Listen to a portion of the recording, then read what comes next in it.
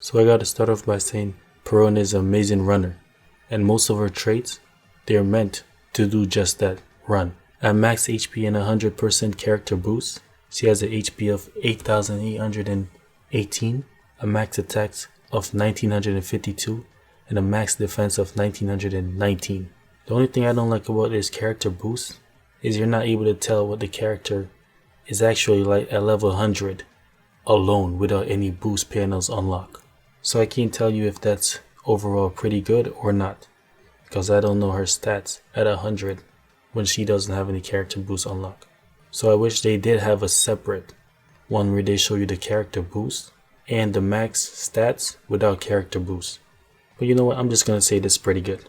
And her skill 1, negative hollow. It's a long range attack with a chance to inflict a negative effect.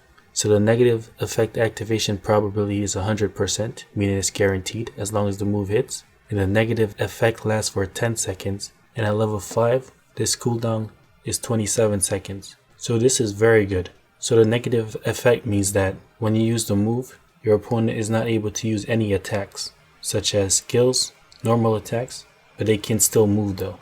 They just won't be able to use any actions that would inflict damage.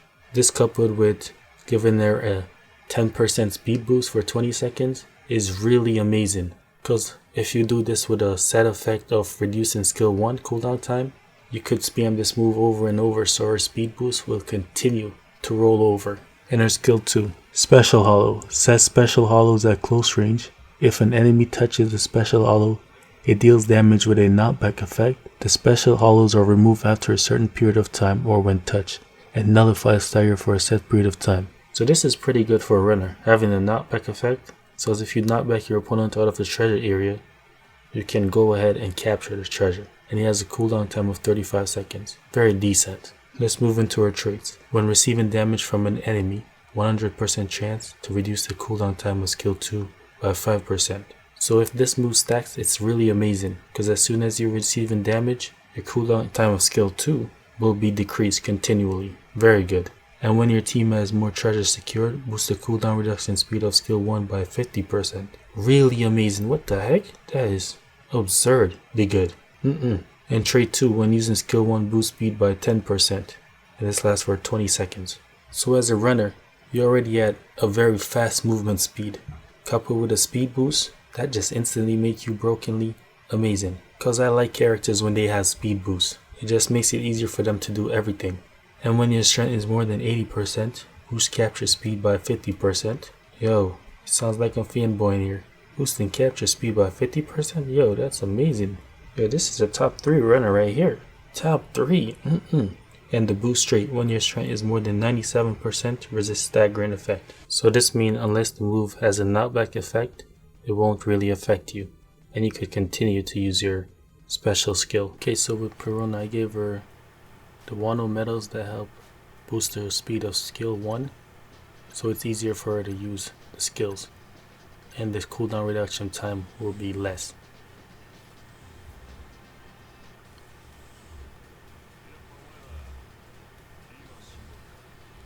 And I increased her capture speed by 14% as well, due to the set effect.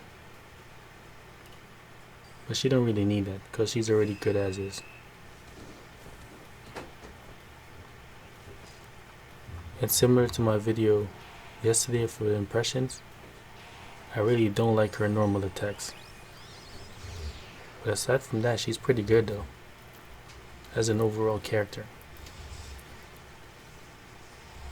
Especially if her cooldown speed for her skills are reduced, she could end up keep spamming them. So you really don't have to rely on the normal attacks.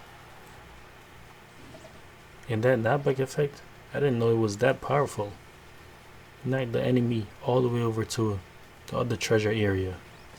Like, whoa.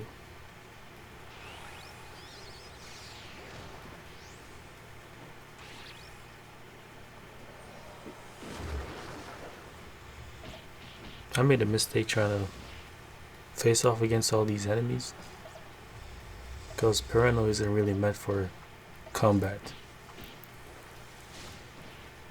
She meant mostly for capping treasures, capturing them and then just running. Because if you're fighting opponents by yourself, it's likely you're gonna end up dying. Similar to me right here. Look at that. Again, the only time you do want to like probably end up facing opponents is when you have a team boost going on, because it does help you deal more damage, and resoners don't tend to have higher attacks, so this is very helpful for them. At this point it seems like we were going to lose, but the match was completely turned over.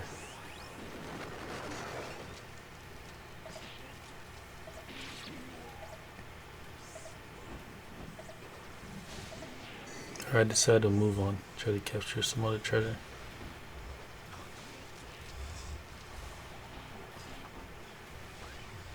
Well, I should have kept trying to capture the treasure without actually moving until the opponents attack me.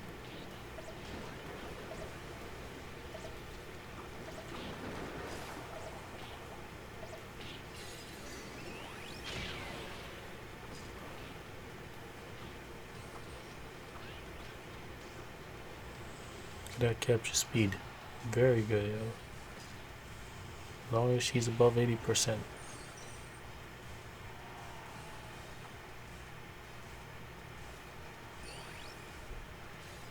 Speed boost time 4.